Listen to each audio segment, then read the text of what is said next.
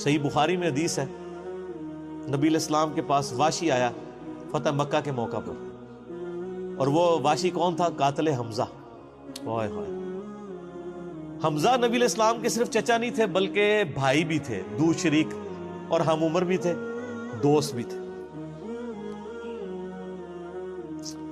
واشی کو حضرت بلال نے سفارش کروائی کہ یا رسول اللہ میرے کہنے پہ معاف کر دیے جائے۔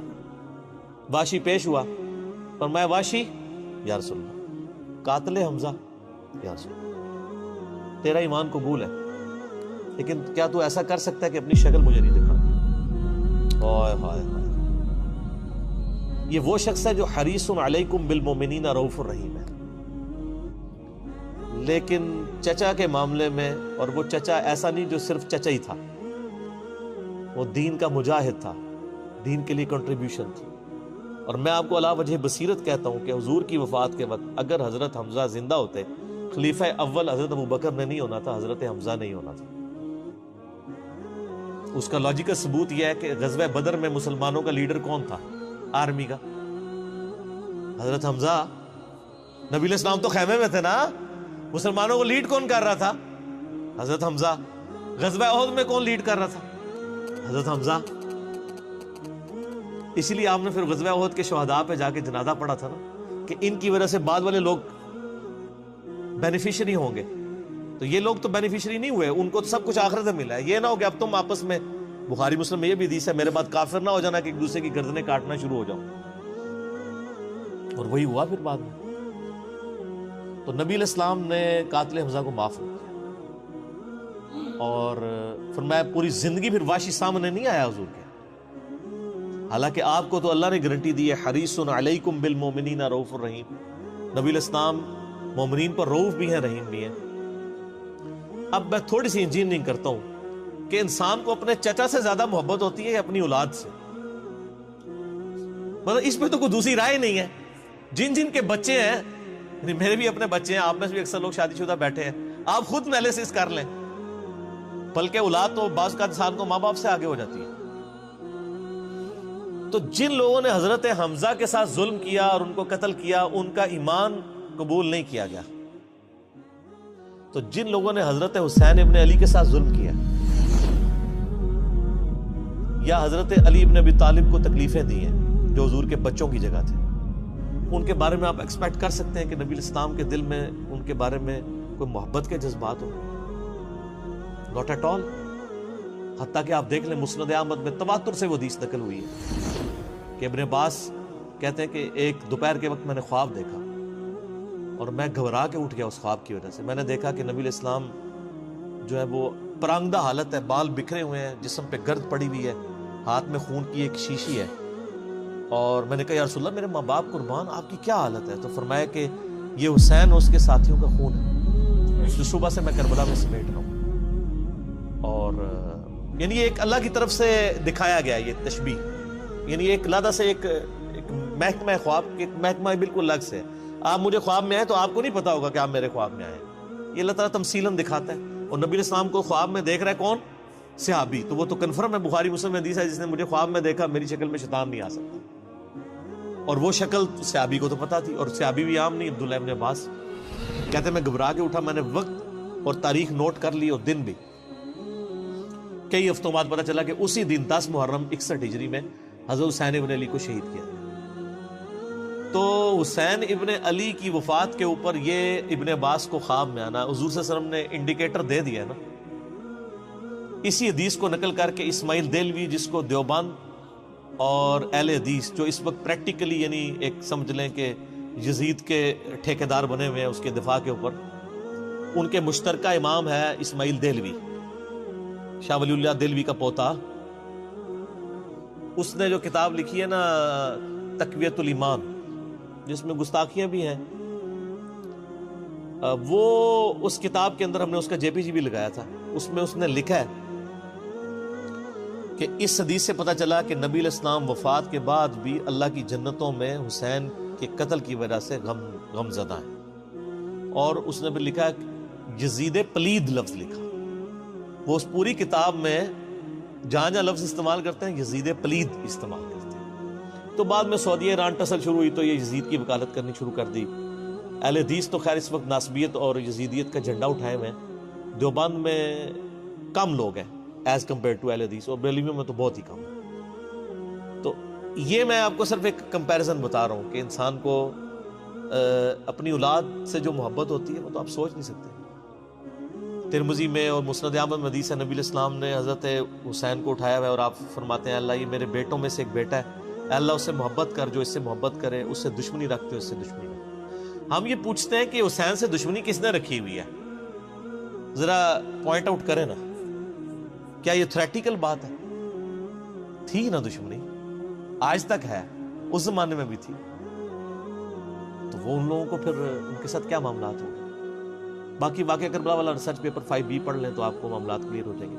تو یہ غل کے اوپر میں نے بات کی, اور اس کے اوپر بعض لوگوں جو ہیں وہ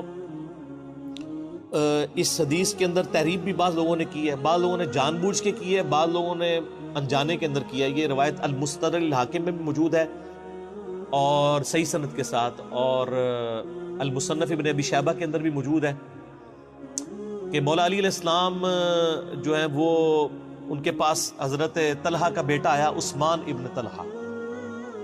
تو آپ اس کو جب ملتے ہوئے آپ نے نا سورہ حجر کی وہ آیت پڑھی کہ جو اہل ایمان کے دلوں میں ایک دوسرے کے بارے میں غل آ جائے گا نا, قیامت والے دن اللہ تعالیٰ ان کے دل سے وہ غل دور کر دے گا. پھر وہ جنت میں آمنے سامنے بیٹھے ہوئے ہوں گے تختوں کے اوپر, ٹیک لگائے ہوئے تکیوں کے اوپر. تو انہوں نے کہا کہ میں اللہ سے امید کرتا ہوں کہ یہ آیت میرے, طلحہ اور زبیر اور عثمان ابن عفان, ان 3 بندے اور چوتھا میں, یہ آیت ہمارے بارے میں ہے کہ اللہ تعالیٰ ہمارے دلوں میں جو ایک دوسرے کے لیے میل آ گیا قیامت والے دن وہ دور کر دے گا اور ہم ایک دوسرے سے راضی ہو جائیں گے. ظاہر ہے مطلب وہ تکلیفیں تو پہنچی تھی نا حضرت علی کو, مطلب کئی لوگوں سے تکلیف پہنچی. بل آپ نے ان کو ایک کلین چٹ دے دی کہ میں اللہ سے امید کرتا ہوں کہ ان لوگوں کے بارے میں یہ آیات ہے کہ اللہ تعالیٰ ہمارے دلوں میں ایک دوسرے کی نفرت ختم کر دے گا, جو اگر دنیاوی وجہ سے, دنیاوی طور پر کسی دینی وجہ سے آئی ہے. تو یہ غل کا لفظ وہاں پہ بھی استعمال ہوا. اب ڈاکٹر اسرار صاحب رحمہ اللہ تعالیٰ, چونکہ ان کی حدیث کی فیلڈ نہیں تھی, انہوں نے یہ جب سورہ ہجر کی آیات آئیں, اس پہ میرا مسئلہ نمبر 116C بھی ریکارڈڈ موجود ہے, انہوں نے نا اس میں حضرت معاویہ کا نام بھی لے دیا کہ میں اللہ سے امید کرتا ہوں یہ میرے اور معاویہ کے بارے میں ہوگا. نا وہ نام لیے ہی نہیں ہے, آپ خود سے نہ داخل کریں. حضرت معاویہ کو حضرت علی نے نہیں معاف کیا, پوری زندگی معاف نہیں کیا, کیونکہ ان کی وجہ سے خلافت کا نظام ٹوٹا تھا. حضرت طلحہ تو میدان جنگ سے چھوڑ کے چلے گئے تھے. جب عمار ابن یاسر کو دیکھا کہ وہ سامنے ہیں تو انہوں نے کہا عمار کو تو باغی جماعت قتل کرے گی, وہ چھوڑ کے چلے گئے. تو مروان نے ان کے گھٹنے میں تیر مارا, مستدل الحاکم میں آتا ہے, اور وہ شہید ہو گئے. حضرت زبیر وہ صحابی ہیں یعنی جو نبی علیہ السلام کے بہادر ترین اصحاب میں سے. 12 بندے غزوہ احد میں حضور کے ساتھ رہ گئے تھے 700 میں سے غزوہ احد کے اندر, ان میں سے ایک حضرت زبیر بھی تھے. اور یہ تلوار کمال کی چلاتے تھے, اکیلے میدان جنگ میں آگے چلے جاتے تھے. بخاری میں آتا ہے کہ ان کا بیٹا عبداللہ ابن زبیر کہتا ہے کہ میرے باپ کے 2 شانوں کے درمیان اتنا بڑا زخم تھا جو ہیل اپ ہو گیا تھا, لیکن پھر بھی گڑا پڑا ہوا تھا, میں پورا ہاتھ اس میں داخل کر لیتا تھا, اور وہ زخم ان کو احد کے موقع پہ لگا تھا. ٹھیک ہے. اور پھر جنگ, اسی حدیث میں بخاری کے آتا ہے کہ جنگ یرموک کے موقع پر لوگ یعنی لیڈر کے اوپر چل رہے ہوتے ہیں, تو حضرت زبیر بھی ایک اسکواڈ کو لیڈ کر رہے تھے.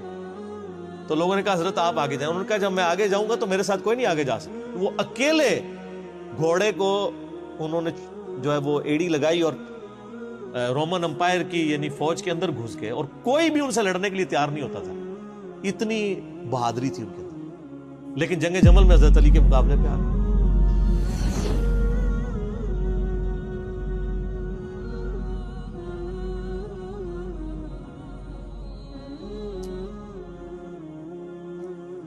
اس تکلیف کا کوئی اندازہ نہیں کر سکتا. حضرت حسن ابن علی نے بتایا مولا علی سے کہ بھئی حضرت زبیر آئے ہیں, تو حضرت علی نے کہا کہ رکو میں خود چاہتا ہوں. گئے, کہا زبیر یاد ہے وہ دن جب نبی تم مجھ سے بڑا پیار کر رہے تھے، پھوپھی ذات تھے نا، نبی علیہ السلام کی پھوپھی کے بیٹے ہیں حضرت زبیر بن عوام رضی اللہ تعالیٰ. تو حضور نے تم سے ایک بات کہی تھی کہ تم علی سے اتنی محبت کرتے ہو، ایک دن آئے گا کہ تم تلوار لے کے علی کے خلاف کھڑے ہو جاؤ گے. تو تم نے کیا کہا تھا کہ یا رسول اللہ میں علی کے خلاف کھڑا ہوں گا؟ فرمایا ہاں، تم اس وقت ظالم ہو گئے. تو حضرت زبیر جو ہیں وہ ان پہ غشی طاری ہو گئی گھوڑے کو، یعنی وہ حضرت علی کا پھر سامنا بھی نہیں کر سکے، میدان جنگ سے واپس چلے گئے. تو بعد میں حضرت علی کے فوجیوں میں سے ایک بندے نے جا کے پیچھے ان کو دھوکے سے قتل کر کے تو حضرت علی نے کہا کہ زبیر کے قاتل کو میں دوزخ کی بشارت دیتا ہوں، کیونکہ زبیر جنتی تھا. تو وہ شخص پھر حضرت علی سے ناراض ہو گیا کہ میں نے تجھے حکم دیا تھا، جب میں نے ان کو جانے دیا تو نے یہ کام کیوں کیا؟ تو وہ پھر خارجی ہو گیا. اور یعنی یہ وہ محبت تھی، وہ جہاں محبت تھی وہ نظر آتی تھی. ظاہر ہے کہ ایک بندے کی ایک غلطی سے اس کی پوری زندگی زیرو سے ملٹی پلائی نہیں ہو جاتی ہے. جس نے اتنا کچھ دین کے لیے کنٹریبیوٹ کیا کبھی نہیں ہو سکتا ایسا. حضرت علی کو بھی اس بات کا پتہ تھا. بہرحال یعنی اللہ تعالیٰ ان سے راضی ہو، اسی لیے نبی علیہ السلام کی اس حدیث یعنی وہ حضرت علی کے اس کال کو حضرت علی فٹ کیا کرتے تھے حضرت زبیر، طلحہ اور حضرت عثمان ابن عفان پہ رضی اللہ تعالیٰ. باقی آپ میرا کربلا والا ریسرچ پیپر پڑھیں تو آپ کو پتہ چلے گا کہ کتنی یعنی مشکل وقت حضرت علی نے اپنی خلافت میں دیکھا ہے اس حوالے سے. یعنی مصنف ابن ابی شیبہ میں آپ کے مخالفین کی لاشیں بھی ہیں، ان پہ بھی حضرت علی گریہ کر رہے ہیں، ایک ایک کی لاش اٹھا کے اس کو صاف کر رہے ہیں. حضرت طلحہ کا بیٹا تھا محمد بن طلحہ، اس کی لاش دیکھی تو رو پڑے، حالانکہ وہ مخالفت میں لڑنے آیا ہوا تھا. پھر حضرت حسن سے کہا کاش میں جنگ جمل سے 20 سال پہلے ہی مر گیا ہوتا، میں یہ دن نہ دیکھتا. ایک ایسا شخص جس نے 8 سال کی عمر میں اسلام قبول کیا، جس نے اسلام کو زیرو سے 3 براعظموں میں پھیلتے ہوئے دیکھا، اور اب اس کو بڑھاپے میں یہ دن دیکھنے پڑ رہے ہیں کہ اس کے سامنے اسلام کا شرازہ بکھر رہا ہے، کہ مسلمان مسلمانوں سے لڑ رہے ہیں.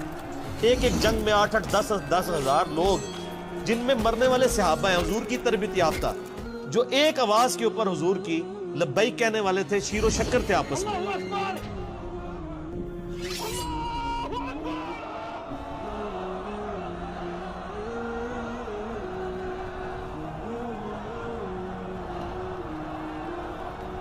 آپ اندازہ کر سکتے ہیں. اسی لیے حضرت علی جو ہیں وہ یعنی کوفے میں شہر سے باہر آپ کو پتہ ہے کنویں ہوا کرتے تھے، اکیلے جا کے کنویں پہ بیٹھ کے رویا کرتے تھے کہ اللہ اس امت کے ساتھ کیا ہو گیا. کوشش کرتے رہے، اینڈ رزلٹ یہ ہے کہ وہ خلافت کا نظام. اسی لیے مصنف ابن ابی شیبہ میں آتا ہے کہ آپ نے فجر اور عشاء کی نمازوں میں قنوت نازلہ پڑھی، اللہم علیک بمعاویہ واشیاءہ، اے اللہ معاویہ اس کے شیعہ کو برباد کر، علی اور اس کے عمرو بن عاص اور اس کے شیعہ کو، ابا سلمی اور اس کے شیعہ کو، قیس اور اس کے شیعہ کو برباد کر. باقی احادیث میں آپ علیہ السلام نے جو بشارت کر دی تھی، سنن صحیح کبریٰ کے اندر حدیث موجود ہے، حاکم کے اندر، کہ نبی علیہ السلام نے حضرت علی سے ایک دن فرمایا تھا، اے علی اگلی امتوں میں سب سے بڑا بدبخت وہ تھا جس نے قوم عاد کی اونٹنی کو قتل کیا اور اس کے بعد عذاب آ گیا. میری امت کا سب سے بڑا بدبخت وہ ہوگا جو تیرے سر کے خون سے تیری داڑھی کو رنگ دے، اور وہی ہوا ہے. اور اس کے بعد پھر دیکھیں امت ایک جگہ جمع نہیں ہوئی ہے. حضرت علی ایک آخری کوشش تھے، اور جن لوگوں نے اس وقت ساتھ نہیں دیا پھر ان کو دنیا میں اس کا خمیازہ بھگتنا پڑا ہے. عبداللہ بن عمر نے بیعت نہیں نہ کی تو صحیح بخاری اٹھا کے دیکھیں، عبداللہ بن عمر کو آل امیہ نہیں قتل کروایا، حجاج بن یوسف نے زہر آلود نیزہ مروا دیا. اور حاکم کے اندر مجموع الزوائد کے اندر موجود ہے، حضرت عبداللہ بن عمر آخری عمر میں کہا کرتے تھے کاش میں اس وقت علی کا ساتھ دیتا اور یہ خلافت کا نظام تو بچ جاتا. کیونکہ کئی لوگ بیچ میں نیوٹرل ہو گئے تھے جو پھر ساتھ نہیں دیا، تو اس کی وجہ سے پھر حضرت علی کے چونکہ اب پاس اتنی مین پاور نہیں تھی کہ اس سسٹم کو سنبھال سکتے، بال پھر وہ شہید ہو گئے اور پھر معاملات آگے. خیر بات کہاں سے کہاں نکل گئی، کیونکہ یہ اس کے ساتھ غل کا لفظ تھا تو یہ غل کے لفظ کو ایڈریس کرنا ضروری تھا. تو آج ہم جب جنگ جمل صفین نہروان کو ڈسکس کرتے ہیں تو یہ کوئی غل والی بات نہیں ہے، یہ وہ چیزیں ہیں جو ایک ریالٹی ہیں، اور وہ اگر یہ غل والی بات ہے تو نبی الاسلام کے دل میں بھی نعوذ باللہ غل تھا، مولا علی کے دل میں بھی غل تھا، ایسا نہیں تھا۔ وہ دین کی حمیت کہلاتی ہے، اس کو غل نہیں آپ کہتے۔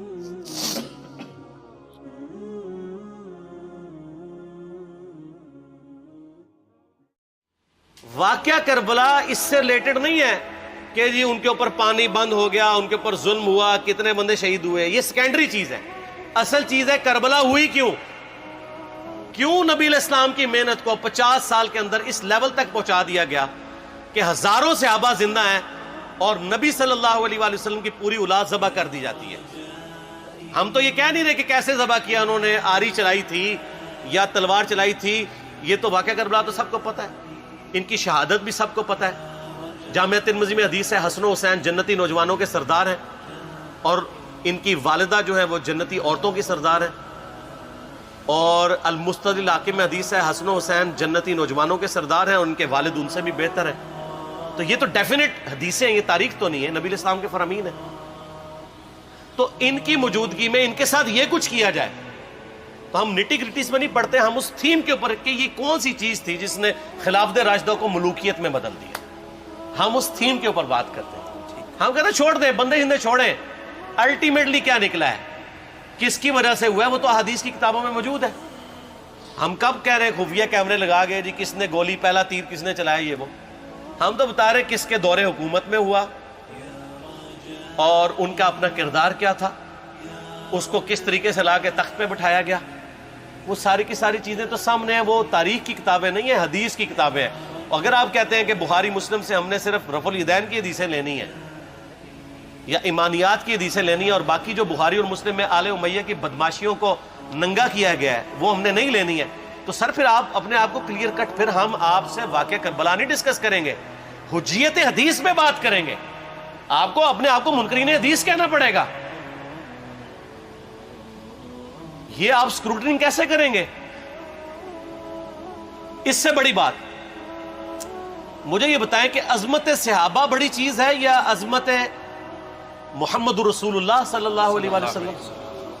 تو بریلوی یہی تو رونا رو رہے ہیں، وہ کہہ رہے ہیں کہ قرآن میں تھوڑی آیات ہیں، آپ پھر مڑ مڑ کے پڑھتے ہیں قل انما انا بشر مثلکم، اس میں تو نبی علیہ السلام کی تنقیص ہو رہی ہے۔ تو ہم ان کو کیا کہتے ہیں کہ تنقیص مقصد نہیں، نعوذ باللہ نہ ہو رہی ہے، آپ افضل البشر ہیں لیکن آپ کی سپیشیز بشر ہے، یہ ہم اپنا عقیدہ سمجھتے ہیں، وہ اس کو تنقیص شمار کرتے ہیں۔ تو پھر اس وقت آپ بھی بریلویوں کی بات مان کے تو یہ آیات پڑھنا چھوڑ دیا کریں، آپ کہتے ہیں نہیں آیات ہے کیوں نہ بیان کریں، تو ہم بھی کہتے ہیں احادیث ہے کیوں نہ بیان کریں کہ صحیح بخاری میں حدیث ہے 2812 عمار کو ایک باغی جماعت قتل کرے گی، وہ جماعت دوزخ کی طرف بلا رہی ہوگی اور عمار ان کو اللہ اور جنت کی طرف بلا رہا ہوگا۔ اب اس کے نرغے میں جو جو آتا ہے وہ آئے، میں اپنے نبی سے ٹکر لے لوں آپ لوگوں کے منہ کا خیال رکھتے ہوئے کہ میں نبی علیہ السلام کو کہوں کہ آپ نے کیوں ایسی بات کر دی کہ مولا علی کے مخالفین کو آپ نے دوزخ کی طرف بلانے والی جماعت کہہ دیا، تو لیں آپ ٹکر، جائیں سیدھا دوزخ میں، اور تھوڑی جرت کریں آپ یہ کہا کریں کہ اے اللہ، اپنے لیے کہا کریں کہ اللہ تعالیٰ آپ کا حشر یزید اور یزید کے آباء و اجداد کے ساتھ کرے اور اس کی اولاد کے ساتھ۔ ہم کہتے ہیں کہ اللہ تعالیٰ ہمارا حشر جو ہے وہ مولا حسن حسین، مولا علی علیہ السلام اجمعین اور اہل بیت کے ساتھ کرے، آمین۔ اور آپ میں تو اتنی جرت نہیں آپ یہ بات بھی کر سکیں کیونکہ ان کو پتہ ہے۔ تو نبی علیہ السلام کی احادیث کو بیان کرنے کو یہ سمجھتے ہیں کہ جی اس سے مصیبت کھڑی ہو جائے گی، تو اپنے آپ کو منکرین حدیث ڈکلیئر کریں، پھر حجیت حدیث کا مقدمہ ڈسکس ہوگا، پھر کربلا نہیں ڈسکس ہوگی۔ اور یہ ٹی وی پہ بھی آ کے مولوی بیٹھے ہوتے ہیں، سنیوں کے بھی شیعوں کے بھی، مڑ مڑ کے جی وہ یزید نے یہ کر دیا، وہ یزید نے کیا کیا ہے یار؟ وہ تو سسٹم کا نمائندہ بن کے آیا جو پیچھے سے خراب تھا۔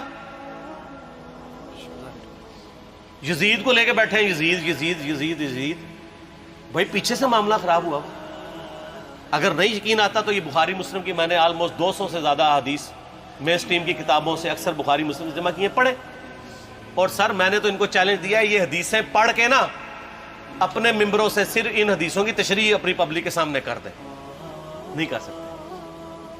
تو وہ لعنت کے مستحق تو ہو رہے ہیں حق چھپا کے، اور قیامت دن کے منہ پہ لگام ڈالیے، اور پھر مڑ مڑ کے کہتے ہیں نہیں جی وہ کچھ چیزیں خاص ہوتی ہیں وہ عوام الناس کے سامنے نہیں کرنی چاہیے، وہ صحابہ کرام بھی بعض کا ایسی باتیں پبلکلی نہیں کرتے تھے۔ میں نے اس کے اوپر بڑا ایک میرا کلپ ہے یوٹیوب پہ، مولا علی سے متعلق 5 جھوٹ، تو میں نے کافی ساری چیزیں اس میں ڈسکس کی ہیں۔ لیکن میں یہ کہتا ہوں کہ اللہ کے بندو، جو چیزیں نبی علیہ السلام نے منع کی ہیں بیان کرنے سے، وہ تو ہم ڈسکس کر بھی نہیں رہے۔ میں نے آج تک آپ کو منافقین کے نام بتائے؟ آپ نے حذیفہ ابن یمان کو بتائے تھے نا آپ صلی اللہ علیہ وسلم نے، صحیح بخاری میں آتا ہے، تو میں نے آپ کو بتائے، آپ رازدار رسول تھے، وہ ختم ہوگی بات۔ میں نے کبھی ڈسکس کی ہے؟ اگرچہ میں نے صحیح مسلم کی حدیث 7035 نمبر ڈسکس کی ہے کہ نبی علیہ السلام نے فرمایا میرے صحابہ میں 12 منافق ہیں، وہ کبھی بھی جنت میں داخل نہیں ہوں گے یہاں تک کہ سوئی کی ناکے سے اونٹ نہ گزر جائے، اور ان میں سے 8 ایسے ہیں جس کی کمر پہ دوبیلا پھوڑا نکلے گا۔ میں نے آج تک آپ کو بتایا کہ کس کس کی کمر پہ دوبیلا پھوڑا نکلا اور اس کی موت اسی پھوڑے میں ہوئی ہے؟ بتایا؟ تو میں تو وہ چیزیں ڈسکس بھی نہیں کر رہا، میں وہ چیزیں ڈسکس کر رہا ہوں جو نبی علیہ السلام نے علامات النبوہ میں بتائی ہیں۔ یہ امام بخاری حدیث نبوت کی دلیل کے چیپٹر میں لے کے آئے ہیں، اور امام بہقی نے 3500 احادیث پر مشتمل ایک کتاب لکھی ہے دلائل النبوہ، کہ ہم نبی صلی اللہ علیہ وسلم کو نبی کیوں مانتے ہیں، اس کے اوپر، اور اس میں یہ ساری حدیثیں عمار بن یاسر کے قتل والی لے کے آئے ہیں، بتانے کے لیے کہ دیکھیں ہمارے نبی علیہ السلام کی نبوت کی دلیل ہے کہ آپ نے اپنی وفات کے آلموسٹ 30 سال کے بعد ہونے والے واقعے کو پہلے ہی بتا دیا۔ یہ حدیثیں چھپانے والی نہیں، بیان کرنے والی ہیں، علامات النبوہ کی حدیثیں ہیں۔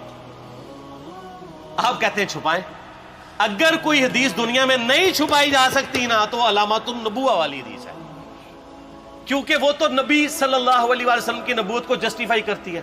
ورنہ میرا ایک معصومانہ سوال ہے کہ نبی صلی اللہ علیہ وسلم نے یہ باتیں کر کے ان کے زوم میں نعوذ باللہ امت کو مصیبت میں ڈال دیا۔ آپ نے خود ہی فرمایا کہ یہ ہوگا، کیوں فرمایا آپ نے؟